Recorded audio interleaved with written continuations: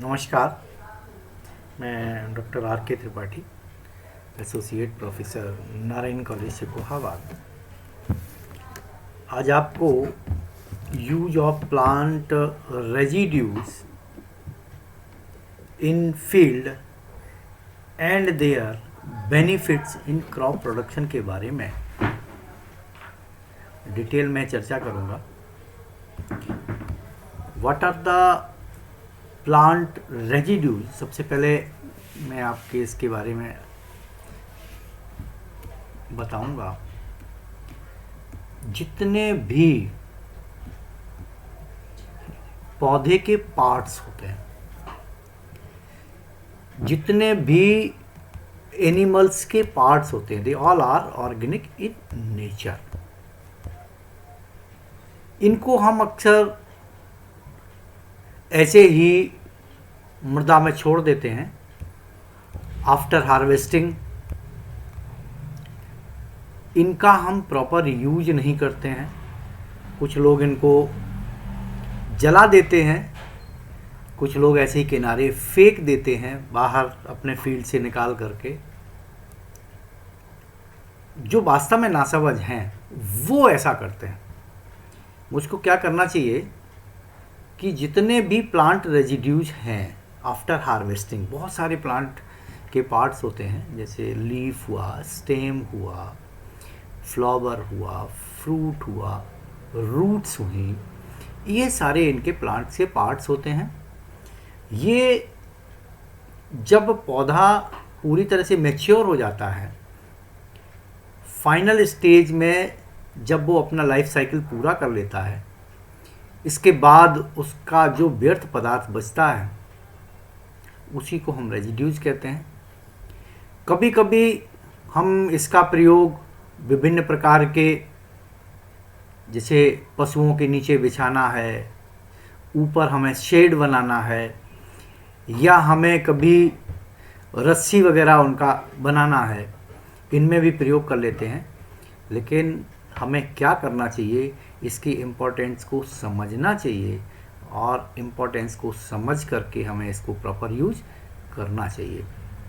अगर हम इनका प्रॉपर यूज करेंगे तो क्या बेनिफिट्स हैं?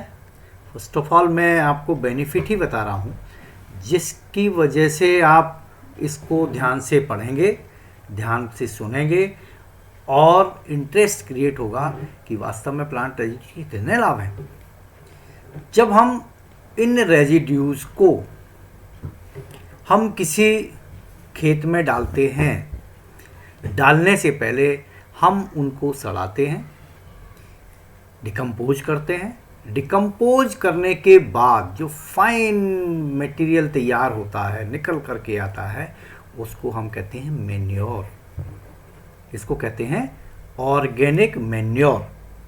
तो ऑर्गेनिक मैन्योर है वो प्लांट रेजिड्यूज का ही पार्ट होता है। इसमें कुछ रेजिड्यूज वेल डिकम्पोज्ड होते हैं और कुछ रेजिड्यूज पार्शियली डिकम्पोज्ड होते हैं। अधिकतर हम रिकमेंड करते हैं कि वेल डिकम्पोज्ड ऑर्गेनिक मटेरियल को, प्लांट रेजिड्यूज को ही हम खेत में डालें, खेत में प्रयोग करें।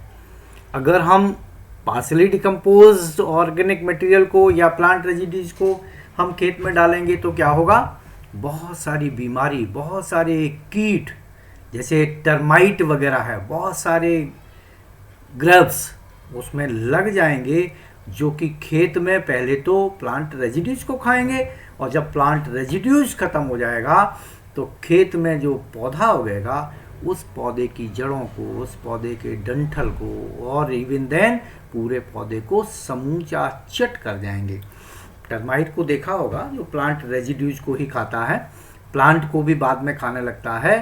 तो हम अगर इस टर्माइट के अटैक से बचने के लिए क्या करेंगे, अगर हम प्लांट रेजिड्यूज को वेल डिकम्पोज्ड करके हम अप्लाई करेंगे तो क्या होगा कि हम उसका यूज प्रॉपरली कर सकेंगे। प्लांट रेजिड्यूज के केस में जैसा मैंने बताया कि इसका क्या बेनिफिट्स है, तो बेनिफिट्स मैं पहले इसलिए बता रहा हूँ कि आपको इंटरेस्ट क्रिएट हो। इसमें क्या होता है कि जब हम प्लांट रेजिड्यूज को खेत में प्रयोग करते हैं, इनका प्रयोग हम कब करना चाहिए?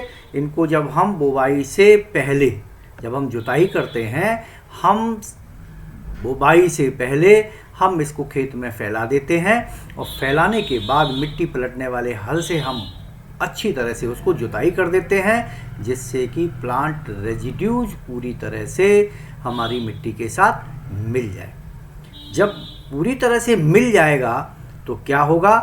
मृदा की भौतिक, रासायनिक, जैविक दशाएं बदल जाती हैं। भौतिक दशा में क्या होता है?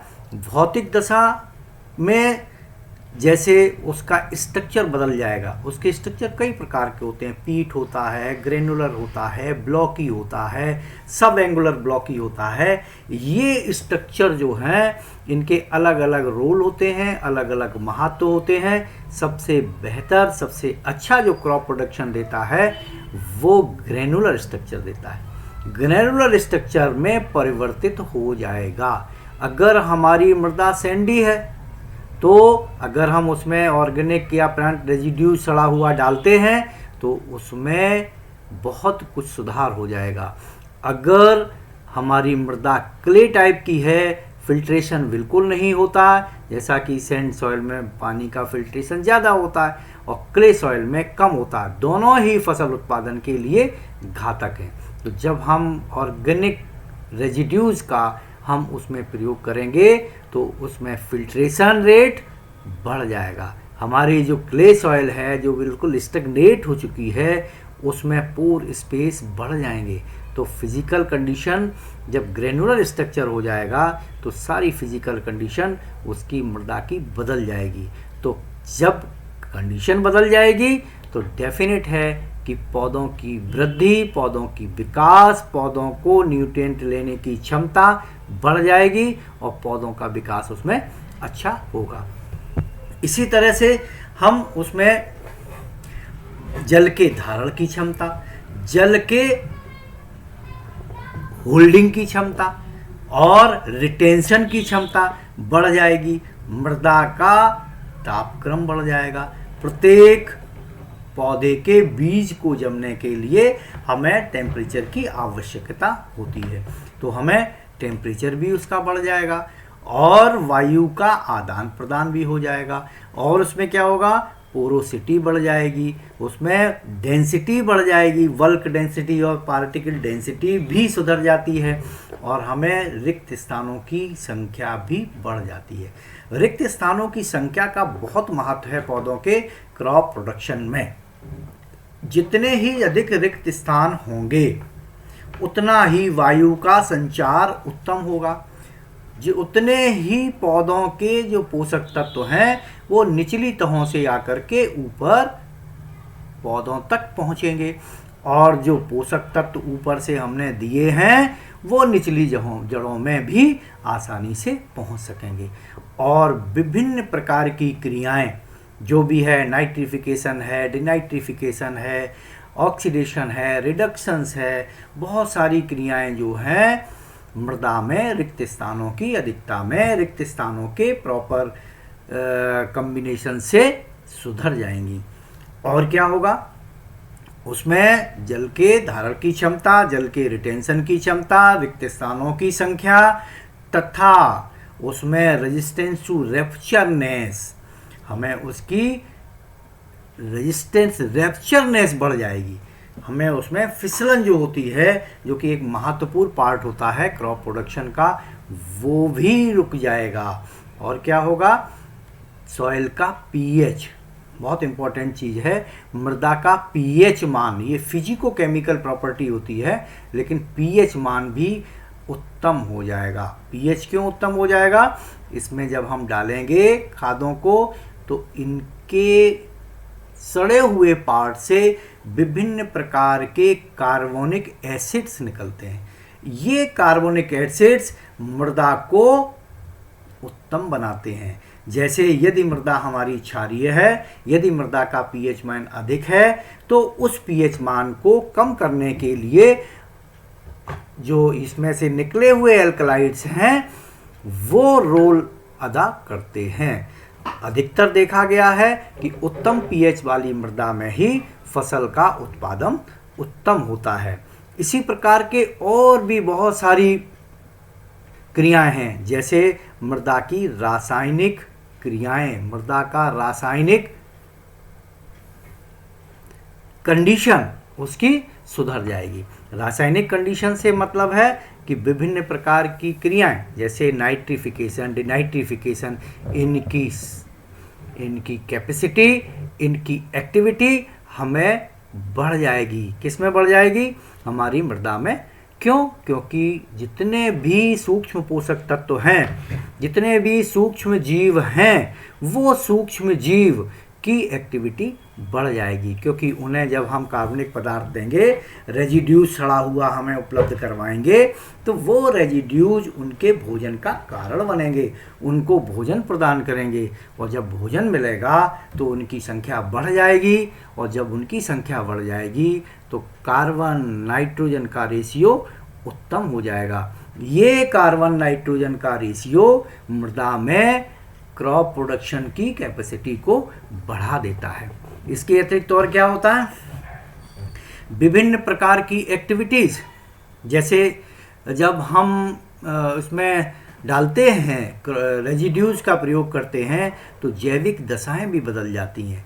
नंबर ऑफ जो ऑर्गेनिक मैटर डालने से विभिन्न प्रकार की एक्टिविटीज़, विभिन्न प्रकार के माइक्रो ऑर्गेनिज्म की क्रियाशीलता और उनसे निकलने वाले जितने भी एल्कलाइड्स हैं पूरी तरह से सिक्रीट होकर के फसल उत्पादन में सहायक होंगे। ये क्रॉप प्रोडक्शन का जब हम उसमें रेजिड्यूज डालते हैं, उसका क्रॉप प्रोडक्शन में महत्व है। इसी तरह से क्या करते हैं, जब हम क्रॉप प्रोडक्शन करने के लिए हम विभिन्न प्रकार के रेजिड्यूज को हम उसमें प्रयोग करेंगे, तो क्या करेंगे? ये रेजिड्यूज कार्बनिक पदार्थ मृदा में विभिन्न प्रकार के पोषक तत्व, टोटल 16 प्रकार के पोषक तत्व होते हैं, जिसमें प्राथमिक पोषक तत्व, द्वितीयक पोषक तत्व तथा सूक्ष्म पोषक तत्व होते हैं। इनकी क्रियाशीलता, इनकी उपलब्धता बढ़ जाएगी, क्योंकि सड़े हुए कार्बनिक व्यर्थ पदार्थ में सारे पोषक तत्व पाए जाते हैं। हमें बाहर से कोई तत्व देने की आवश्यकता शायद नहीं पड़ेगी। आजकल जो ऑर्गेनिक प्रोडक्शन का जो क्रेज चला हुआ है, वो इसी का परिणाम है। प्रत्येक आदमी ऑर्गेनिक खेती करना चाहता है। गवर्नमेंट का भी कॉन्सेप्ट है कि हम ऑर्गेनिक खेती करें। तो ये ऑर्गेनिक खेती का कॉन्सेप्ट ही यही है कि हम पौधों के डंठल या उनसे प्राप्त व्यर्थ पदार्थों को सड़ा करके प्रॉपर खेत में यूज करें और हम उसका लाभ उठाएं। और क्या लाभ होता है? जब हम रासायनिक उर्वरकों का प्रयोग करते हैं तो वो केवल एक ही पोषक तत्व प्रदान करते हैं, तो उसमें एक पोषक तत्व के लिए हमें ज़्यादा खर्च करना पड़ता है। और वो पोषक तत्व कैसा होता है? वो पोषक तत्व रसायन केमिकल होता है। जो केमिकल पोषक तत्व होता है वो मृदा के साथ साथ मनुष्य के सिस्टम में भी आ जाता है, और मनुष्य के सिस्टम में जाकर के हमें विभिन्न प्रकार की बीमारियों से ग्रसित कर देता है, चाहे वो डिसेंट्री हो, कैंसर हो, किडनी की बीमारी हो, या गले की बीमारी हो, या बहुत सारी बीमारियां जो हैं इन रासायनिक उर्वरकों के प्रयोग से, जो कि इनडायरेक्ट रूप से हमारे सिस्टम में चली जाती हैं, हमें नुकसान पहुंचाती हैं। तो हमें क्या करना चाहिए कि ऐसे प्रोडक्ट को यूज करना चाहिए जो कि कार्बनिक व्यर्थ पदार्थों के सड़ने से हमारा प्रोडक्शन हुआ हो। हालांकि जितने भी ऑर्गेनिक फार्मिंग के प्रोडक्ट्स होते हैं वो बहुत महंगे पड़ते हैं। क्यों महंगे पड़ते हैं? क्योंकि इसमें मेहनत ज़्यादा पड़ती है, इसमें लेबर ज़्यादा लगता है। इसकी वजह से हम, और दूसरी चीज़ क्या होती है कि इसका जो प्रसार है वो कम है, इसलिए हमें ये चीज़ें थोड़ी सी महंगी पड़ती हैं। और क्या होता है इसमें, जब हम कार्बनिक पदार्थों के युक्त फर्टिलाइजर्स को, कार्बनिक पदार्थ को सड़ा करके मृदा में प्रयोग करते हैं तो जितना भी प्रदूषण है वो बच जाता है। मृदा प्रदूषित नहीं होती है क्योंकि बाहर से डाला हुआ केमिकल फर्टिलाइजर मृदा को में केमिकल्स छोड़ देता है, जो केमिकल्स मृदा को प्रदूषित करता है। लगातार अगर हम इस तरह से हम कार्बनिक खाद, रासायनिक खादों का प्रयोग करते रहे तो क्या होगा, एक दिन मृदा हमारी बंजर हो जाएगी। और हुआ भी ऐसा है, कल्टीवेटेड एरिया हमारा बहुत कम हो गया है। इसका मुख्य कारण क्या है कि हम लगातार रासायनिक खादों का प्रयोग करते आ रहे हैं। अब ये हमारे इसके अतिरिक्त बहुत सारे बेनिफिट्स हैं जो मैं आपको बीच बीच में बताता रहूँगा। बहुत सारे बेनिफिट्स हैं जिनके कारण जब हम कार्बनिक खादों का प्रयोग पौधों के पार्ट्स को सड़ा करके हम खेत में डालते हैं होते हैं। अब देखिए इसमें से क्या होता है, ये कौन कौन से कार्बनिक पदार्थ होते हैं। जैसा कि मैंने बताया विभिन्न प्रकार के पौधों के पार्ट्स, इन पौधों के पार्ट्स से हमें देखिए क्या मिलता है। ये देखिए ये और भी चीज़ें हैं। कार्बनिक पदार्थ जो होता है हमें कहाँ कहाँ से मिलता है, पशुओं से, मानव जाति से, बेकार पदार्थों से, सड़ाने गलाने से जो तैयार होता है इसको हम क्या कहते हैं, खाद कहते हैं। इनको कार्बनिक खादें भी कहते हैं। ये दो तरह की होती हैं, एक इन्फॉर्मेशन देने के लिए, इसमें कि ऑर्गेनिक मैन्योर और कंसंट्रेटेड मैन्योर। बल्कि ऑर्गेनिक मैन्योर, कंसंट्रेटेड। बल्कि मीन्स जो भारी होती हैं, जैसे गोबर की खाद, कंपोस्ट खाद, बर्मी खाद और हरी खाद, सीवेज, जल, पीट, हरी खाद आदि, ये सब क्या होती हैं, ये हैवी होती हैं। इसी तरह से कंसंट्रेटेड ऑर्गेनिक मैन्योर जैसे तेल की खलियाँ आदि, इनका जब हम प्रयोग करते हैं ये कंसंट्रेटेड होती हैं, ये भारी नहीं होती हैं। इसी तरह से विभिन्न प्रकार के जो चूरा होते हैं, जैसे हड्डी का चूरा, मांस का चूरा, बूचड़ खाने की खाद, ये सब पशुओं से प्राप्त पदार्थ होते हैं जिनका की प्रयोग हम खेत में करते हैं। ये अन्य स्रोत हैं किसके अतिरिक्त, प्लांट के अतिरिक्त। इनका की प्रयोग हम खेत में करते हैं। इनके प्रयोग करने से जो हमें पौधों के रेजिड्यूज के सड़ाने के पश्चात जो हमें पोषक तत्व मिलते हैं, ठीक उसी प्रकार इनके सड़ाने से भी हमें पोषक तत्व प्राप्त होते हैं। और कौन कौन से, जैसा मैंने बताया, nitrogen, phosphorus, potash, calcium, magnesium, sulphur, iron, FeMn, Zn, Cu, ये सारे जो हैं पोषक तत्व हमें प्राप्त होते हैं। अब बात आती है कि इन पोषक तत्वों में होता क्या है। इन पोषक तत्व में ये कार्बन से बने होते हैं। कार्बन का एक मृदा का कार्बनिक पदार्थ मृदा का एक प्रमुख अंश होता है। ये प्रत्येक मृदा में कार्बनिक पदार्थ पाया जाता है। वैसे ही पाया जाता है, क्यों पाया जाता है, मृदा के 4 पार्ट होते हैं कि organic matter, mineral matter, soil water and soil air. तो soil air 25%, soil water 25%, soil organic matter 0.5% and rest will be, it means 5% is the mineral matter, mineral matter जिससे कि वो मृदा बनी है। और कार्बनिक पदार्थ कहाँ से आता है, पहले से ही उपलब्ध होता है उसमें, क्योंकि हमारी जो मृदा बनी है वो रूपांतरित मृदा है, बाहित मृदा है। विभिन्न प्रकार के जो जीव हैं उसके अंदर उसके दब गए, दबने के पश्चात उसमें गल गए, सड़ने के पश्चात बहुत सारे पेड़ पौधे वनस्पति सब दब करके उसमें गल करके कार्बनिक पदार्थ के रूप में परिवर्तित हो गई। वही अंश कार्बनिक पदार्थ होता है। इसमें क्या होता है, विभिन्न प्रकार की वनस्पतियां होती हैं, जंतु, जीवाणु, सभी इसमें कार्बनिक पदार्थ के रूप में मृदा में पाए जाते हैं। कुछ इसमें डिकम्पोज्ड होता है और कुछ इसमें डिकम्पोज्ड नहीं होता है। मृदा कार्बनिक पदार्थ का विच्छेदन किससे होता है, जैसा कि बाहर से हम डालते हैं कार्बनिक पदार्थों को, प्लांट रेजिड्यूज को, तो उनका जो डिकम्पोजिशन होता है वो जंतुओं तथा जीवाणुओं के द्वारा संपन्न होता है।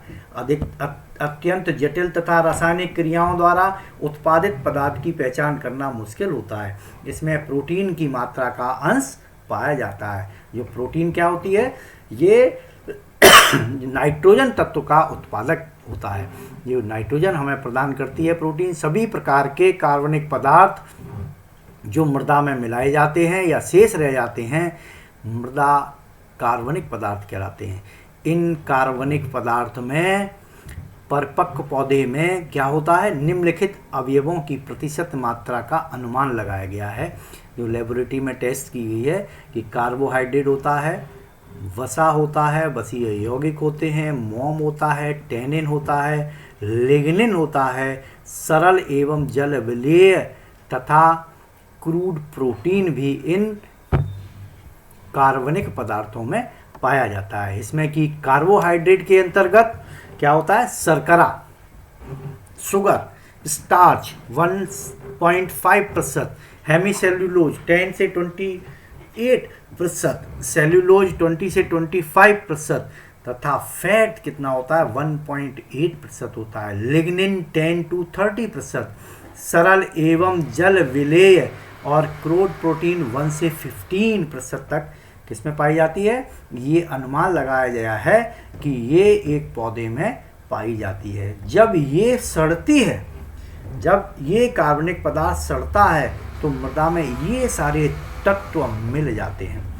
उपयुक्त अवयवों की प्रतिशत मात्रा पौधों की जाति पर, आयु पर, वातावरण के विभिन्न कारकों पर निर्भर करती है। कि कुछ पौधों में कार्बोहाइड्रेट, प्रोटीन्स वगैरह ज़्यादा होती है। बहुत देखा होगा हरी खाद जब हम बनाते हैं, हरी खाद में क्या होता है, दो तरह की होती है, green manure in situ and leaf green manure. तो सीटू के लिए क्या करते हैं, हम पौधे को खेत में जमाते हैं और फूल आने से पहले उस पौधे को मिट्टी पलटने वाले हल से उसमें ही दबा देते हैं। दबाने के पश्चात सड़ने के लिए छोड़ देते हैं। जब सड़ने के लिए छोड़ते हैं तो हमें उसमें क्या क्या पाया जाता है, उस पर सारे पदार्थ ही मिलेंगे, carbohydrate, fat, lignin, crude protein सब मिलेगी। अब बहुत सारे पौधे होते हैं जिसमें जैसे कि सनई है, ढैंचा है, लोबिया है, इन सारी चीज़ों में उसकी अलग अलग पौधों की जाति के अनुसार ये ऊपर के तत्व, ऊपर के अवयव पाए जाते हैं। जिसमें ये तत्व ज़्यादा पाए जाते हैं वो पौधा अच्छा माना जाता है। उसको जब हम पलटते हैं, पलटने के बाद हमारी मृदा में जो कार्बनिक पदार्थ मिलता है वो अच्छा, उत्तम और अधिक मात्रा में मिलता है। इसमें ऐसा माना गया है कि पौधों के शुष्क पदार्थ में कार्बन, हाइड्रोजन और ऑक्सीजन की मात्रा लगभग 90% से अधिक होती है। शेष भाग पौधों के आवश्यक तत्वों के रूप में रहती है। अब देखा होगा एक ह्यूमस का भी नाम आता है बार बार कि ये ह्यूमस क्या होता है। एक काफ़ी इंटरेस्टिंग चीज़ है ये ह्यूमस। अक्सर देखा होगा आपने, एक मिट्टी में जब कार्बनिक पदार्थ कालापन जो होता है, एक कालापन होता है जैसे उसमें कुछ, जब आप माइक्रोस्कोप से या लेंस लगा करके देखते हैं तो उसमें हमें फाइन पार्टिकल्स नज़र आते हैं, तो वो तो होता है वेल डिकम्पोज्ड ऑर्गेनिक मैटर। लेकिन जब हमें बिल्कुल ही ना पता लगे कि इसमें आखिर में है क्या, बहुत फाइन, बिल्कुल हम ना समझ पाएँ, ऐसा काला पदार्थ ह्यूमस कहलाता है। ये कार्बनिक पदार्थ का ही एक अभिन्न भाग होता है जो उसके सड़ने गलने के बाद बनता है। यह गहरे काले बादामी रंग का होता है। इसका निर्माण प्राकृतिक क्रियाओं से किसी विशेष परिस्थितियों में कार्बनिक पदार्थ द्वारा होता है। पौधों के अवयवों के विच्छेदन से बने कार्बनिक पदार्थ में उपस्थिति अवयवों की प्रतिशत मात्रा में बदलाव आ जाता है। यह बदलाव लिग्निन और प्रोटीन की मात्राओं के कम या अधिक होने के कारण होता है। इसमें देखिए कुछ वैज्ञानिकों ने, जैसे वाक्समैन के अनुसार ह्यूमस पौधों, जंतुओं और जीवाणु के समान एक प्राकृतिक संकलित पदार्थ है। यह रासायनिक दृष्टि से उन सभी पदार्थों की अपेक्षा अधिक संकीर्ण है जो उनके निर्माण में भाग लेते हैं। ये देखिए वाक्समैन ने कहा ह्यूमस रूपांतरित लिग्निन और प्रोटीन का एक यौगिक होता है। लिग्निन और प्रोटीन का, जो पौधों के प्रोटीन एवं मृदा जीवाणुओं के परस से प्राप्त होते हैं। जब जीवाणु उसमें एक्टिविटीज़ करते हैं तो लिग्निन और प्रोटीन बिल्कुल उसमें सड़ जाती है। सड़ने के पश्चात जो फाइन मटेरियल प्राप्त होता है वो ह्यूमस कहलाता है। इसी प्रकार देखिए ह्यूमस के संगठन में शीघ्रता से विच्छेदित होने वाले पानी में घुलनशील पदार्थों, शीघ्रता से जो कौन विच्छेदित होता है, शर्करा, स्टार्च, हेमीसेल्यूलोज, लिग्निन एवं लिग्निन यौगिकों तथा प्रोटीन का समावेश पाया जाता है। इस प्रकार यह एक यौगिक न होकर के सभी यौगिकों का सम्मिश्रण है। यह रंग से भूरा, काला भूरा होता है।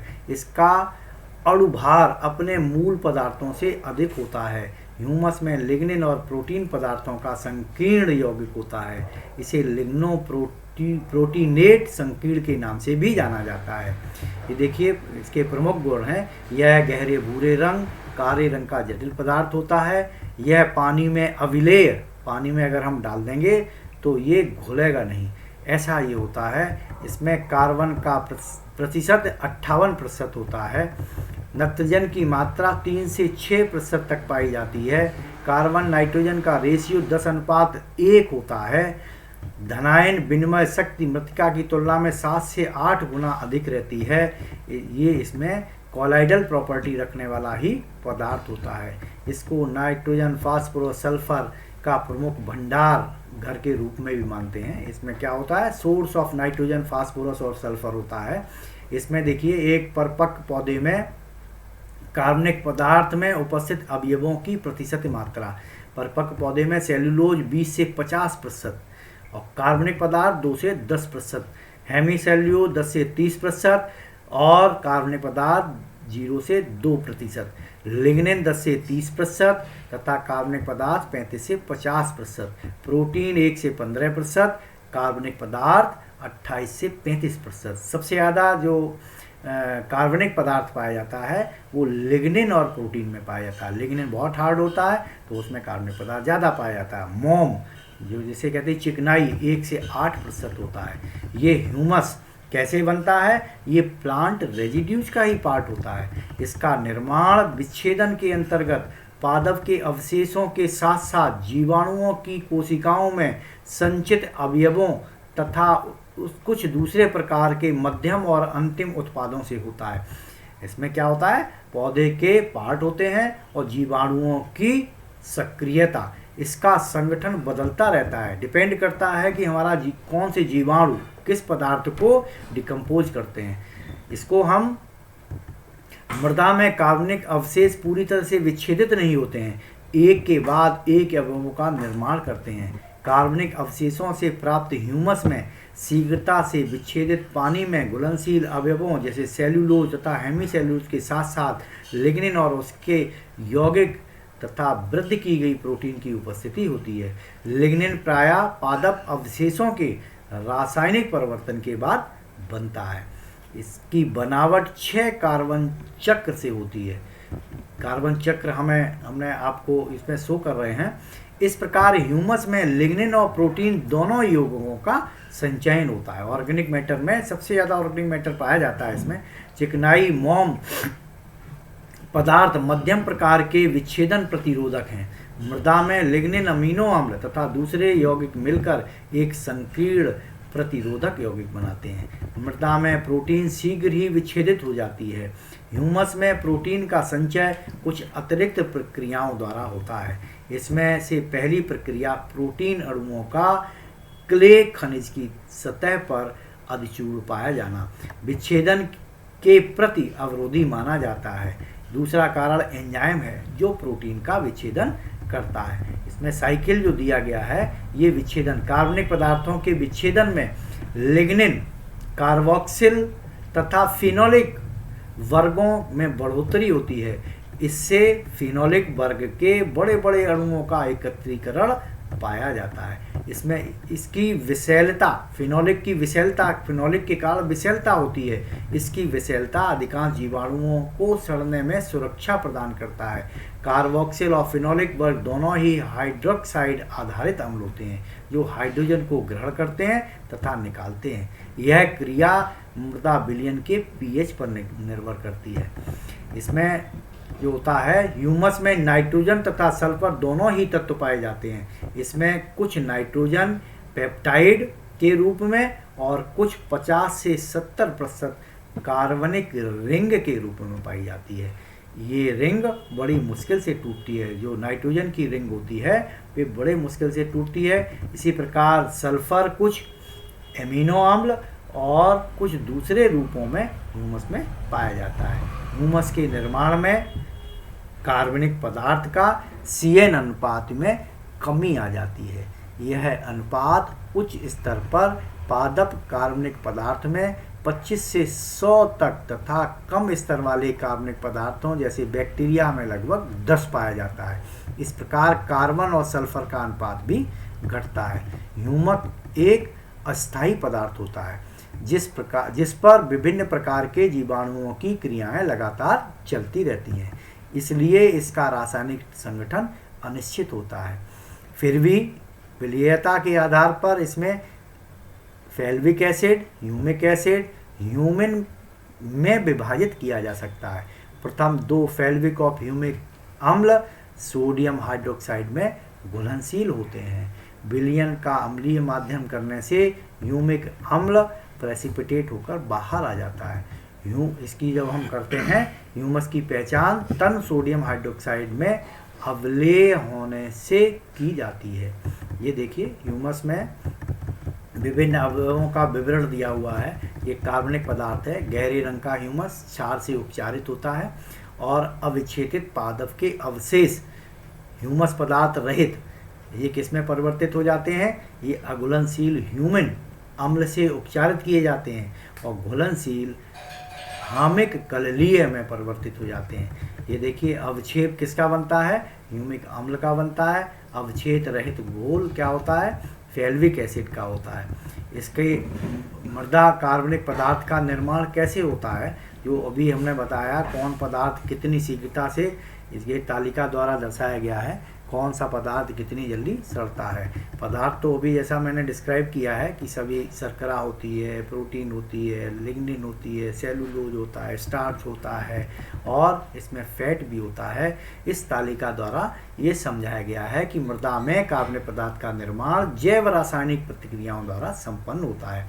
कार्बनिक अवशेषों के विच्छेदन के बाद एक संकीर्ण और यौगिक का निर्माण होता है। कार्बनिक पदार्थ ये होता है। इसकी संकीर्ण संरचना पौधे के संकीर्ण यौगिकों के कारण होती है। मृदा में इसका निर्माण वनस्पतियों, जंतुओं से होती है। इनके अवशेषों का विच्छेदन इनके उपस्थित अवयवों के ऊपर निर्भर करता है। इसमें कुछ शीघ्र और कुछ धीमी गति से विच्छेदित हो जाते हैं। शीघ्रता से विच्छेदित होने वाले कौन कौन से होते हैं? स्टार्च है, शर्करा है, सरल प्रोटीन है, ये शीघ्रता से विच्छेदित हो जाते हैं। उपस्करित प्रोटीन होती है और हेमीसेलुलोज होता है। सेलुलोज होता है शीघ्रता से विच्छेदित, और लिग्निन होता है, वसा, वसीय यौगिक, मोम आदि ये धीरे धीरे विच्छेदित होते हैं। उपयुक्त यौगिकों में शर्करा जल विलेय प्रोटीन का विच्छेदन जैसे कि दिखाया गया है सबसे पहले होता है तथा शीघ्रता से ये हमें ऊर्जा प्रदान करने लगता है। इसी प्रकार सेल्यूलोज का विच्छेदन होता है। लिग्निन, वसा, मोम आदि का विच्छेदन बहुत ही धीमी गति से होता है। सभी प्रकार का विच्छेदन किसके ऊपर डिपेंड करता है? बहुत प्रकार के जीवाणुओं के ऊपर डिपेंड करता है कि कौन से जीवाणु हैं। दूसरा, उनकी संख्या के ऊपर भी निर्भर करता है। तीसरा, कार्बोहाइड्रेट किस प्रकार का है, स्टार्च है, हेमीसेलुलोज है, सेल्यूलोज है, उसके ऊपर भी डिपेंड करता है। शर्करा के टूटने से क्या बनता है? Lactic acid, acetic acid, butyric acid बनता है। इनकी क्रिया ऑक्सीजन के साथ होकर कार्बन डाइऑक्साइड और ऑक्सीजन बनाते हैं। वसा, मोम, तेल, ये जो शर्करा हैं, वसा जो है मोम आदि शर्कराओं की भांति विच्छेदित होता है तथा ये सभी जो पदार्थ बनाते हैं वो निम्नलिखित सूत्र के द्वारा आपको प्रदर्शित किया जा रहा है। पौधों में जीवाणु अपनी शारीरिक वृद्धि के लिए इनका उपयोग करते हैं। मृदा में कार्बनिक यौगिक का ऑक्सीकरण निम्न प्रकार से पाया जाता है। देखिए कार्बनिक यौगिक है, ये ऑक्सीजन, ये ऑक्सीकरण हो रहा है ऑक्सीजन का, ये कार्बनिक पदार्थ है और ये कार्बन डाइऑक्साइड, वाटर तथा एनर्जी में परिवर्तित हो जाता है। ये एनएरोबिक जीवी दशाओं में प्रोटीन से एमाइंस तथा मर्केप्टेंस आदि बनता है। मर्केप्टेंस जिसकी वजह से एनारोबिक कंडीशन में बदबू आती है, तो वो मर्केप्टेंस होता है जो एनारोबिक कंडीशन में है। अतः जो भी एनारोबिक बैक्टीरियाज और कवक होते हैं, शर्करा का विच्छेदन उसमें लैक्टिक अम्ल तथा ब्यूटारिक अम्ल और फ्यूमरिक अम्ल निकलता है, इसकी वजह से उसमें दुर्गंध आती है। विभिन्न कार्बनिक अवयवों का विच्छेदन तथा विघटन निम्न प्रकार से दर्शाया गया है। ये देखिए, कार्बोहाइड्रेट सेल्यूलोज, अगर पौधों में सेल्यूलोज पाया जाता है, स्टार्च का विच्छेदन निम्न प्रकार होता है। इसमें सेल्यूलोज C6H10O5 का होल एन N-1H2O, ये सेल्यूलोज होता है। जो जटिल पदार्थ होता है, ये सरल पदार्थ शर्करा में बदल जाता है, C6H12O6। उसी प्रकार से स्टार्च C6H10O5 का होल एन, ये N-1H2O, ये भी माल्टोज 2 अणु ग्लूकोज के परिवर्तित हो जाता है। इसी तरह से C12H22O11, ये भी ग्लूकोज में परिवर्तित हो जाता है। ये सारे ग्लूकोज, स्टार्च, माल्टोज, ये सारे जटिल पदार्थ हैं। ये जटिल पदार्थ सरल यौगिकों में परिवर्तित हो जाते हैं और पौधों को एनर्जी प्रदान करते हैं। निर्मित ग्लूकोज से ऑक्सीजन की उपस्थिति में, जब पहले तो ऑक्सीजन की अनुपस्थिति होती है, तो ऑक्सीजन की उपस्थिति में साइट्रिक अम्ल तथा ऑक्जेलिक अम्ल बनते हैं। कभी कभी ग्लूकोज ऑक्सीजन से क्रिया करके कार्बन डाइऑक्साइड तथा पानी में विच्छेदित हो जाता है। इस देखिए, C6H12O6 ऑक्सीजन के साथ क्रिया करके साइट्रिक अम्ल बनाता है, और ये स्टार्च देखिए ऑक्जेलिक अम्ल बनाता है, और फिर ये ग्लूकोज ऑक्सीजन के साथ क्रिया करके फिर ये कार्बन डाइऑक्साइड और पानी में विच्छेदित हो जाता है। इसके अतिरिक्त ग्लूकोज का विच्छेदन एनएरोबिक तथा फंजाई द्वारा लैक्टिक अम्ल, ब्यूटारिक अम्ल, फ्यूमरिक अम्ल में हो जाता है। ग्लूकोज का विच्छेदन एथाइल एल्कोहल में भी होता है। ये देखिए, ये विच्छेदन होता है, ग्लूकोज का लैक्टिक अम्ल बनता है, और ग्लूकोज से एथाइल एल्कोहल भी बनता है, ग्लूकोज से ब्यूटारिक अम्ल भी बनता है, और ग्लूकोज से फ्यूमरिक अम्ल भी बनता है। एथाइल एल्कोहल बदल जाता है एसिटिक अम्ल में, CH3COOH में, और CH3COOH ये फ्यूमरिक अम्ल में परिवर्तित हो जाता है। इसी तरह हेमी सेल्यूलोज का परिवर्तन होता है। इसका जो कवक होते हैं, इसका कवक की उपस्थिति में इनका विच्छेदन होता है। जीवाणु इन शर्कराओं को भोजन के रूप में प्राप्त करते हैं।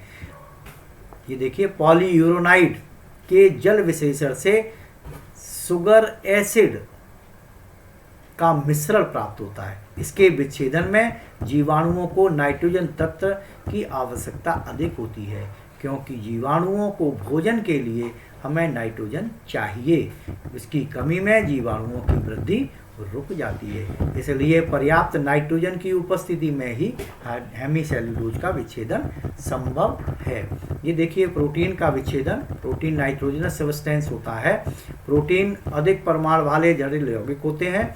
इनमें पेप्टाइड बॉन्ड होते हैं, जो इसमें एमिनो एसिड की श्रृंखलाएं भी पाई जाती हैं। इनका विच्छेदन जीवाणुओं द्वारा संपन्न होता है।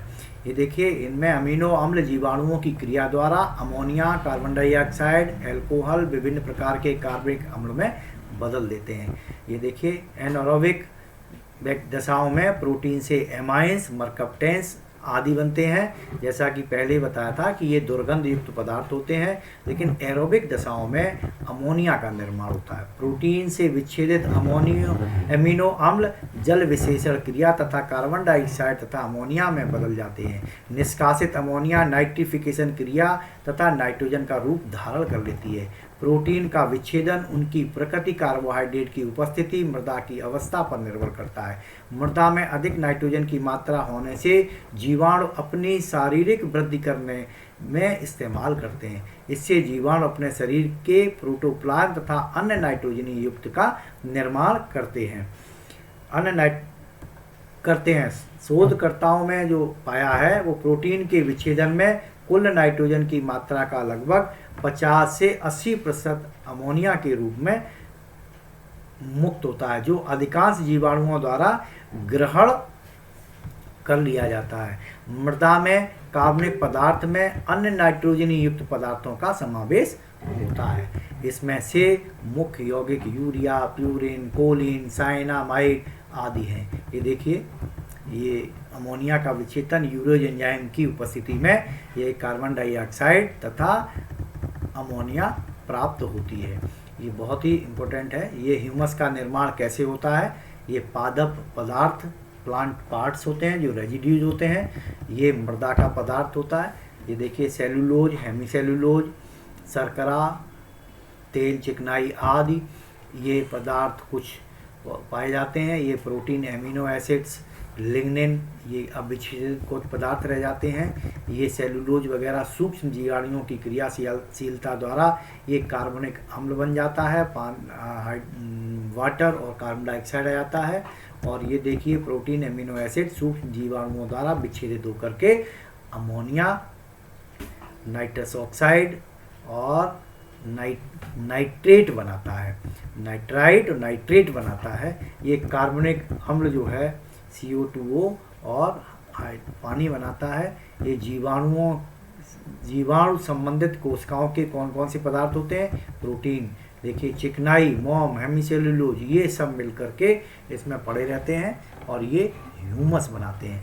अल्टीमेट जो पदार्थ होता है वो ह्यूमस होता है, जिसकी कि हमने आपको भी क्वालिटी बताई है कि humus well defined, well decompose substance होता है, जो कि मृदा में पाया जाता है, जिसकी उपस्थिति में पौधे वृद्धि तथा विकास करते हैं। लिग्निन भी एक अघुलनशील जटिल पदार्थ होता है। ये इसका रासायनिक संगठन अभी पता नहीं है, अज्ञात है। ये भी कार्बोहाइड्रेट प्रोटीन की तुलना में लिग्निन का विच्छेदन बहुत ही कम होता है। ये अविच्छेदित लिग्निन रहती है, संयुक्त रूप से एक स्थायी संकीर्ण यौगिक का निर्माण करता है, जिसे लिग्नो प्रोटीनेट कहा जाता है। ये लिग्निन होता है। ये इम्पोर्टेंस क्या है कार्बनिक पदार्थ का? ये देखिए, कार्बनिक पदार्थ का जब हम मृदा में प्रयोग करते हैं तो इससे फसल उत्पादन संबंधी अनुसंधानों से पता चला है कि कार्बनिक पदार्थ से मृदा के भौतिक, रासायनिक, जैव गुणों को सुधारने में सहायता मिलती है। और देखिए, जितने भी पोषक तत्व हैं उनकी उपलब्धता बढ़ जाती है इनके कार्बनिक पदार्थ के प्रयोग से, और हमें क्वालिटी प्रोडक्ट प्राप्त होता है जब हम कार्बनिक पदार्थों का प्रयोग करते हैं। विभिन्न प्रकार के पोषक तत्व भी हमें ऑर्गेनिक पदार्थ से प्रयोग से या कार्बनिक रेजिड्यूज से हमें प्राप्त होते हैं। ये देखिए, कार्बनिक nitrogen hydrolysis proteose, proteins, amino acid, ammonia तथा नाइट्रेट में परिवर्तित हो जाता है। जितने भी पौधे हैं वो नाइट्रोजन को नाइट्रेट्स के रूप में लेते हैं। ये नाइट्रेट हमें इस कार्बनिक पदार्थ से आसानी से प्राप्त हो जाता है। फास्फोरस की उपलब्धता भी, पोटेशियम की उपलब्धता भी, फास्फोरस घुलनशील मात्रा में तथा पोटास भी अवलेय मात्रा में इस कार्बनिक पदार्थ के द्वारा, कार्बनिक पदार्थ को जब हम डालते हैं, प्राप्त हो जाता है। ये देखिए, माइक्रोन्यूट्रिएंट भी इसके द्वारा हमें प्राप्त होते हैं। और क्या होता है, जैसा कि मैंने बताया कि इन पदार्थों के प्रयोग से, कार्बनिक पदार्थों के प्रयोग से हमें प्रदूषण नियंत्रण में सहायता मिलती है। मृदा प्रदूषण, तो मृदा प्रदूषण जैसा जानती हैं कि क्या होता है मृदा प्रदूषण, ये प्राकृतिक भी होता है, मानवजन्य भी होता है। बहुत सारी गैसें, देखिए, अम्ल की बूंदें, जमा पदार्थ, धातुएं, कार्बनिक पदार्थ, ठोस अपमार्जक, रेडियो एक्टिव अपमार्जक, ये सारे कृषि रसायन, ये सब मृदा प्रदूषण के स्रोत हैं। तो अगर हम मृदा प्रदूषण से बचना चाहेंगे, अगर हम फसल उत्पादन अच्छा लेना चाहेंगे, अगर हम पौधे के पार्ट्स को हम प्रयोग करेंगे तो निश्चित है कि हमारी मृदा प्रदूषण से बच जाएगी। और देखिए ये कारण हैं, बहुत सारे कारण हैं मृदा प्रदूषण के। अगर मृदा प्रदूषण से हम बच गए तो हम विभिन्न प्रकार के पौधों की उपज अपने लिए कर पाएंगे। नई नई तरह की प्रजातियां, नई नई तरह की सब्जियों तथा फसलों की जातियों को हम उगा करके हम फूड सिक्योरिटी की तरफ बढ़ सकते हैं। अगर हम रासायनिक उर्वरकों का प्रयोग कम करेंगे और प्लांट रेजिड्यूज को हम सड़ा करके मृदा में प्रयोग करेंगे तो निश्चित ही हम अधिक से अधिक उत्पादन लेकर के हम सबको अपनी पृथ्वी पर भोजन की व्यवस्था कर पाएंगे।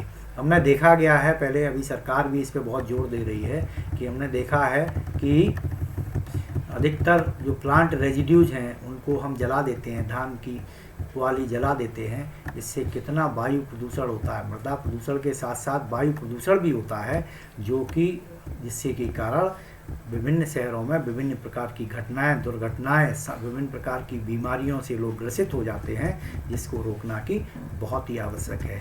हम अपने प्लांट रेजिड्यूज को जलाएं नहीं, हम वहीं पर अपने खेत के किनारे गड्ढा बना करके उनको दबा दें और 3 से 4 महीने में हमें सड़ा हुआ व्यर्थ पदार्थ, सड़ा हुआ कार्बनिक पदार्थ प्राप्त होगा। इस कार्बनिक पदार्थ को हम यदि अपनी मृदा में डालेंगे तो उनकी न केवल भौतिक, रासायनिक तथा जैविक दशाएं भी सुधर जाएंगी। प्रति हेक्टेयर क्षेत्रफल में हमें अधिक से अधिक उपज मिलेगी। वह उपज क्वालिटी युक्त होगी, वह उपज प्रदूषण से रहित होगी और हम जिसका लाभ उठाएंगे। अतः हम क्या करें, हम ये जागरूकता फैलाएं, हम लोगों को जागरूक करें कि अपने फसल के व्यर्थ पदार्थों को फेंकें नहीं, उनका प्रयोग कार्बनिक पदार्थों के उनका प्रयोग हम खाद बनाने में करें और अधिक से अधिक लाभ उठाएं। बहुत बहुत धन्यवाद, बहुत बहुत आभार।